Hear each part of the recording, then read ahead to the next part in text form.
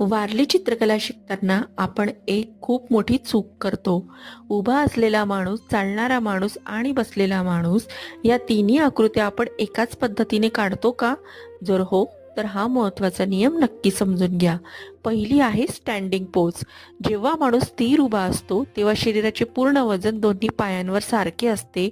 म्हणूनच वारली आर्टमध्ये उभी आकृती नेहमी सरळ आणि स्थिर दाखवली जाते. दुसरी आहे वॉकिंग पोज.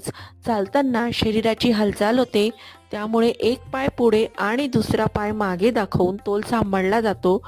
दोन्ही पायांवर वजन सारखे नसते, म्हणूनच ही आकृती जिवंत वाटते.